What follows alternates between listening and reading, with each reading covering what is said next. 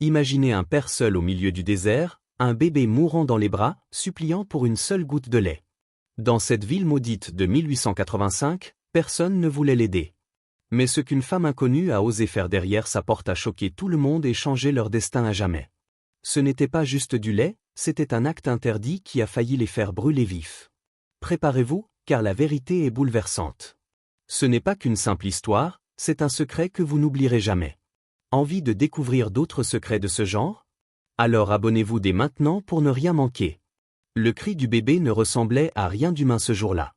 Il déchirait le vent brûlant du territoire de l'Arizona comme une lame de rasoir sur de la soie, un son si aigu qu'il aurait fait tressaillir les hommes les plus endurcis. Nous étions en 1885, sur ces terres inhospitalières que les voyageurs appelaient les Badlands, et ici, une telle plainte n'évoquait ni le confort, ni la famille. Elle signalait un danger. Elle hurlait la faiblesse. Et s'il y avait bien une chose que ce désert impitoyable aimait par-dessus tout, c'était achever ce qui était déjà brisé. Jess Sullivan chevauchait, le corps voûté contre la tempête invisible de chaleur et de lumière. Son manteau, raidi par la poussière ocre, formait un cocon dérisoire autour de ce qui lui restait de plus précieux au monde. Contre son torse, blotti dans une couverture en laine devenue trop grande pour lui, se trouvait Samuel. Le nourrisson ne pleurait pas pour qu'on le prenne dans les bras, ni pour un caprice. Il pleurait parce que son corps n'avait plus rien à donner. 3 jours sans véritable lait avaient transformé l'enfant. Ses lèvres étaient devenues sèches et craquelées, semblables à la terre aride sous les sabots de sa monture. Jess avait tout essayé avec la maladresse du désespoir, de l'eau sucrée tiède, un fond de soupe dilué, et même, en dernier recours, quelques gouttes de whisky sur le bout du doigt, comme le lui avaient conseillé de vieux prospecteurs au coin d'un feu solitaire. Rien n'y faisait. L'enfant devenait de plus en plus léger dans ses bras, comme si le désert lui volait sa substance, un souffle à la fois. À 32 ans, Jess avait porté bien des titres et des fardeaux. Il avait été soldat, tireur, un homme qui avait fait des choix douteux en les appelant de la chance, jusqu'à ce que la chance ne s'évapore totalement. Mais aujourd'hui, sous ce soleil de plomb qui brouillait la vue, il n'était plus qu'une seule chose, un père essayant de tenir une promesse impossible. La voix mourante de sa femme le poursuivait à chaque kilomètre de poussière, un écho obsédant qui refusait de s'éteindre. Garde-le en vie.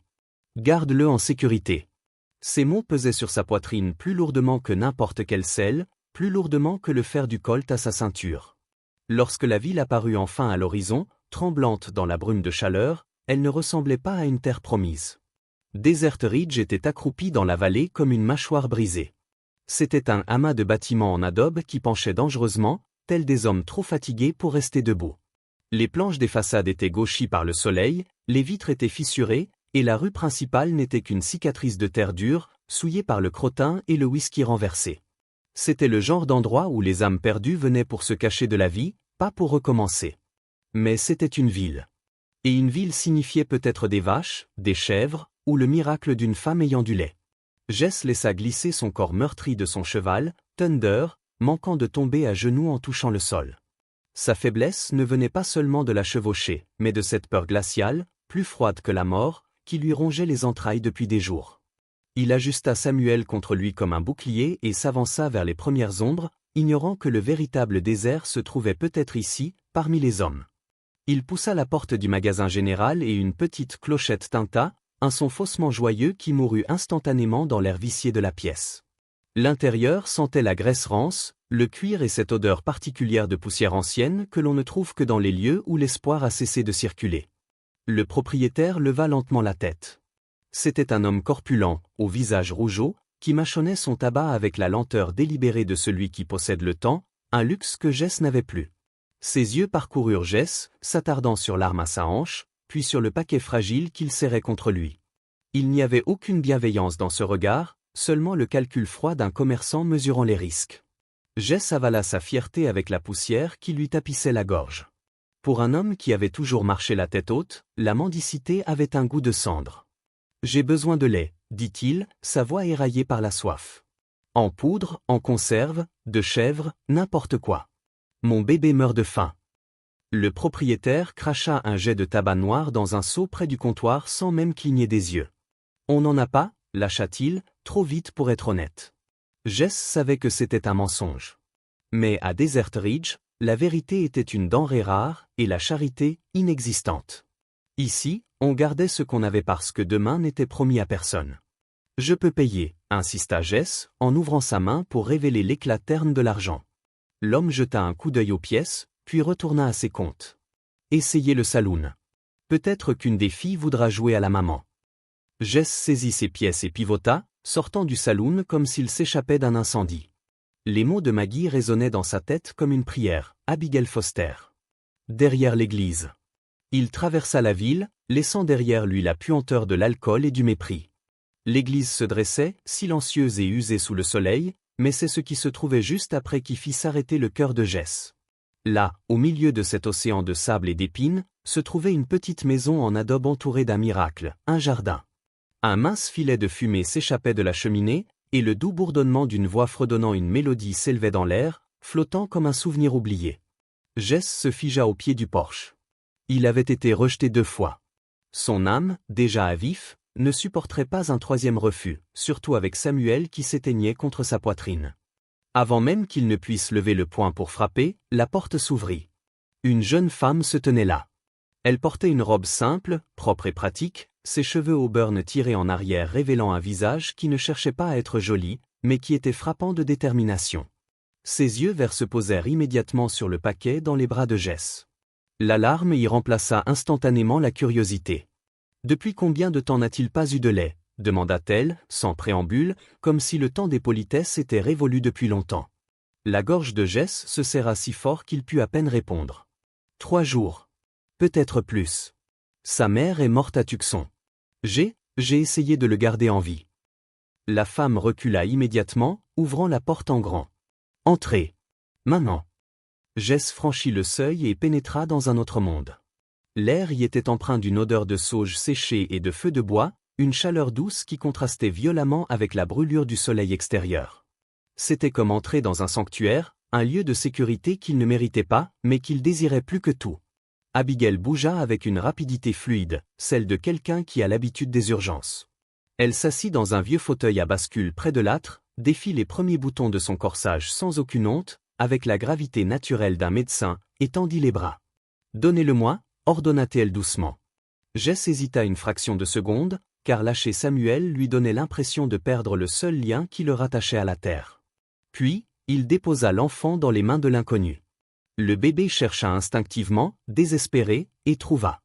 Le son qui suivit fut le plus beau que Jess ait jamais entendu, un bruit de déglutition rythmé, petit mais constant, le bruit de la vie qui revenait.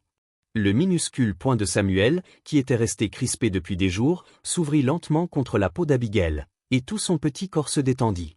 Jess dut détourner le visage. Une pression brûlante montait derrière ses yeux, une vague d'émotion qu'il ne pouvait plus contenir. Il avait survécu à la guerre sans pleurer. Il avait enterré sa femme sans s'effondrer.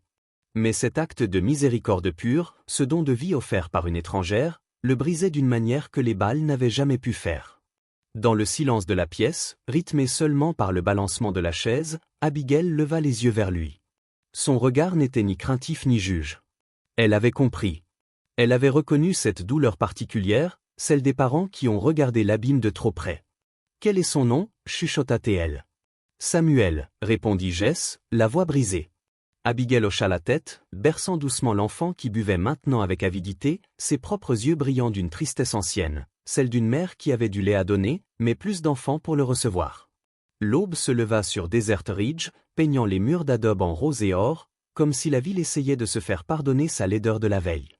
Jess s'était réveillée dans la petite écurie derrière la maison, l'esprit encore embrumé par une nuit de sommeil trop courte mais réparatrice. Pendant un instant, il tendit l'oreille, craignant le pire. Mais ce qu'il entendit fit déferler une vague de soulagement dans ses veines. Samuel pleurait. Ce n'était plus le miaulement faible et mourant du désert. C'était un cri fort, exigeant, un cri de vie qui réclamait son dû. Jess se précipita à l'intérieur. Abigail était près du feu, le bébé dans les bras. Les joues de Samuel avaient retrouvé une couleur rosée, ses lèvres n'étaient plus gercées. Il avait mangé 2 fois cette nuit-là et avait gardé le lait.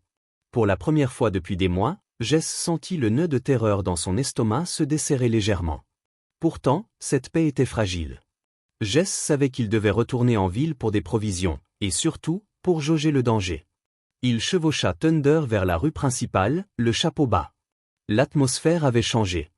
Les regards n'étaient plus simplement méfiants, ils étaient devenus prédateurs.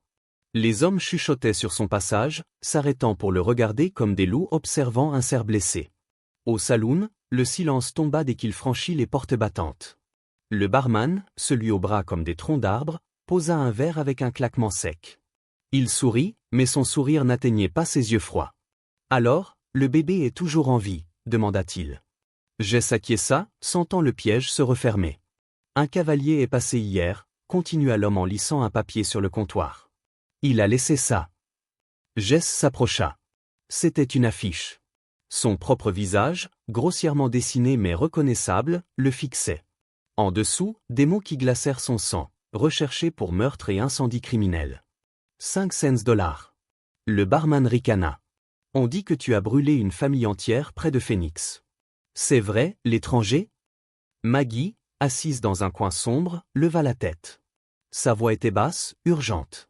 Ce n'est pas le moment de jouer les héros. Pet Grimm est en route avec le marshal. Et Grimm ne pose pas de questions, il encaisse les primes. Le nom de Grimm fit frémir la salle. Ce n'était pas un homme de loi, c'était un boucher avec un insigne. Jess quitta le saloon, le cœur battant la chamade, non pas de peur, mais d'une rage impuissante. Qu'un Blackwood, l'homme responsable de l'incendie, l'avait piégé. Il galopa vers la maison d'Abigail, l'esprit en ébullition. Il devait partir. Il ne pouvait pas laisser cette violence souiller le seul endroit sûr que Samuel avait connu. En arrivant, il sauta de cheval et commença à rassembler ses affaires frénétiquement. « Ils viennent », dit-il à Abigail, la voix tremblante. « Ils m'accusent d'avoir tué cette famille. Je dois partir maintenant, avant qu'ils n'arrivent ici. » Il s'attendait à la peur, peut-être à du dégoût. Mais Abigail ne recula pas. Elle se planta devant la porte, bloquant sa sortie, les yeux verts étincelants d'une colère froide. « Non », dit-elle fermement. Jess s'arrêta, stupéfait. « Abigail, si je reste, ils vont brûler cette maison. Ils vont vous faire du mal. » Elle fit un pas vers lui, le visage levé vers le sien. « Et si vous partez, Jess? Vous emmenez Samuel dans le désert? Pensez-vous qu'il survivra encore 3 jours? » La question le frappa comme un coup de poing.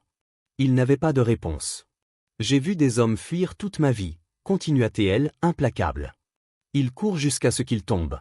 Si vous êtes innocent, nous nous battrons. Mais je ne vous laisserai pas emmener cet enfant mourir dans le sable. » Le silence du milieu de journée fut brisé par le bruit sourd de sabots martelant la terre dure. Abigail se tenait à la fenêtre, la main crispée sur le rideau, tandis que Jess sortait sur le porche, les mains bien en vue, vides de toute arme. 2 cavaliers émergèrent de la poussière. Le premier portait une étoile de fer blanc qui accrochait la lumière impitoyable du soleil, le marshal de Velin.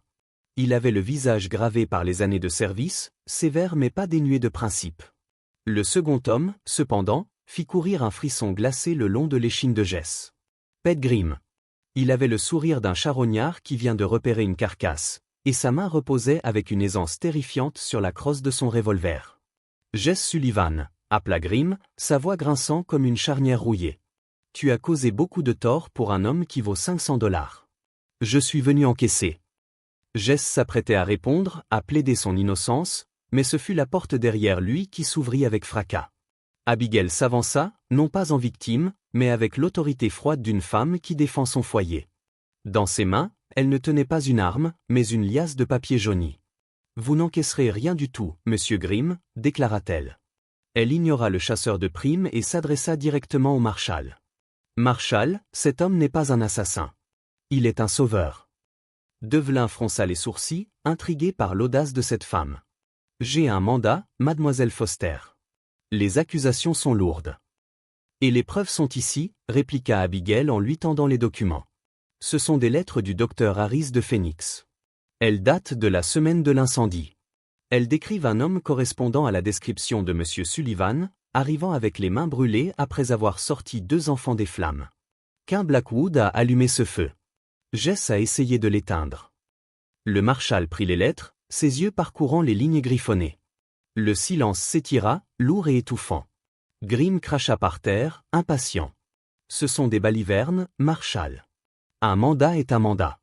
Je le prends, mort ou vif. » Il fit mine de descendre de cheval, mais Devlin leva une main gantée. « Restez où vous êtes, Grimm. » L'homme de loi releva la tête vers Jess. Il y avait du doute dans son regard, mais aussi une hésitation morale. Je ne peux pas ignorer ces lettres, mais je ne peux pas non plus ignorer la loi.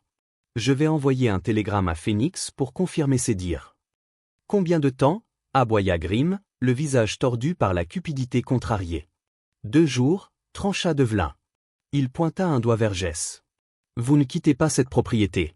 Si vous fuyez, je vous traquerai moi-même. Grimm jura, mais il n'osa pas défier le marshal ouvertement. Il recula son cheval, fixant la maison avec une haine pure. Ils partirent, mais Jess savait que ce n'était qu'un sursis. Le véritable siège venait de commencer. Ils étaient désormais prisonniers de l'attente, suspendus au fil fragile d'un télégraphe, avec un loup affamé qui rôdait juste hors de vue. Le délai de grâce n'était qu'une illusion. Le marshal n'était pas encore revenu avec son télégramme que la violence, impatiente et brutale, revint frapper à leur porte. C'était le 3e jour, peu avant midi, quand Jess aperçut la poussière soulevée par des chevaux lancés au galop. Cette fois, il n'y avait pas d'étoile de loi pour tempérer la soif de sang. Pet Grimm était revenu, accompagné de 3 hommes au visage fermé, des mercenaires payés pour ne pas poser de questions.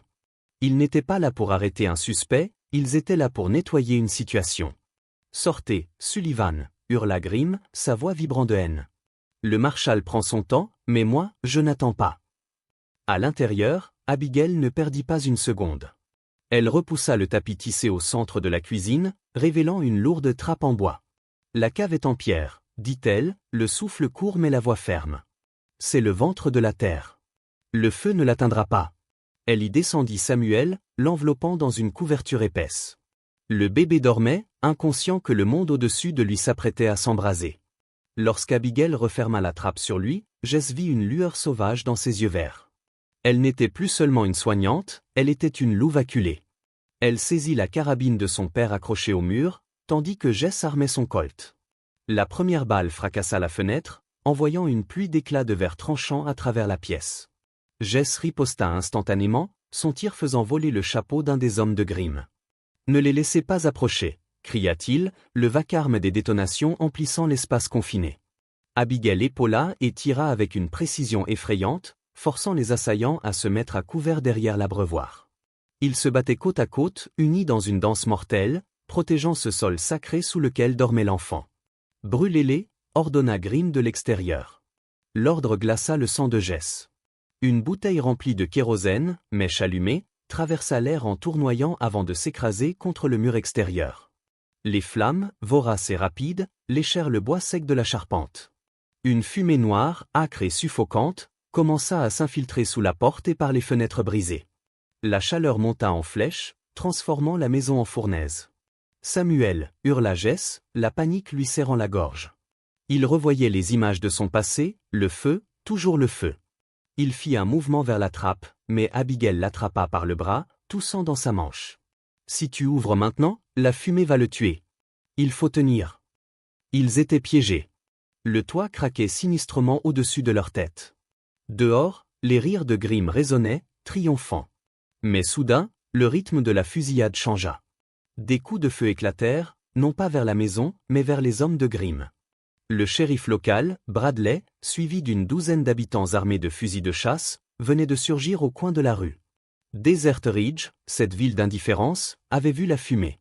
Elle avait vu la lâcheté d'un homme prêt à brûler un bébé pour de l'argent. Et pour la première fois, la ville avait dit assez. Les hommes de Grimm, surpris par ce revirement, furent rapidement désarmés. Grimm tenta de fuir, mais son cheval fut abattu sous lui, le jetant brutalement dans la poussière qu'il méritait tant. La fumée s'était dissipée, balayée par le vent inlassable du soir, laissant derrière elle une odeur âcre de bois brûlé, mais aussi celle, nouvelle et étrange, de la solidarité. Les flammes avaient léché les murs d'adobe, noircissant la façade, mais la maison avait tenu bon, tout comme ceux qui l'habitaient. Lorsque le marshal Devlin revint enfin au crépuscule, le télégramme à la main, il trouva une scène qu'il n'aurait jamais cru possible à Desert Ridge. Les voisins, ceux-là même qui avaient fermé leurs portes à double tour 3 jours plus tôt, formaient une chaîne humaine. Ils passaient des seaux d'eau, clouaient des planches neuves et partageaient du pain.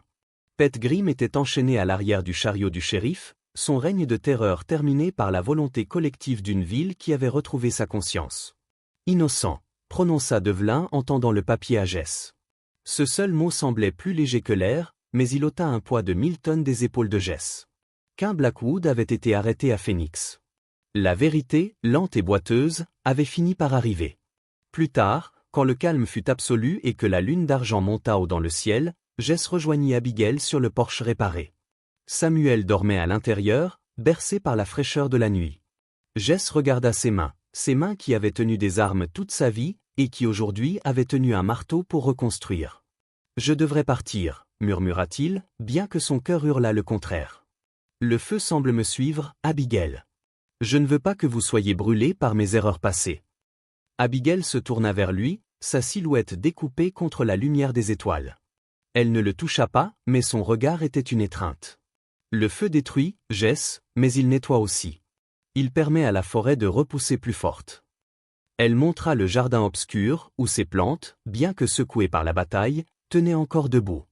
On ne plante pas des racines dans le désert si on a l'intention de fuir à la première sécheresse. Jess Sullivan, vous n'êtes plus un homme qui court.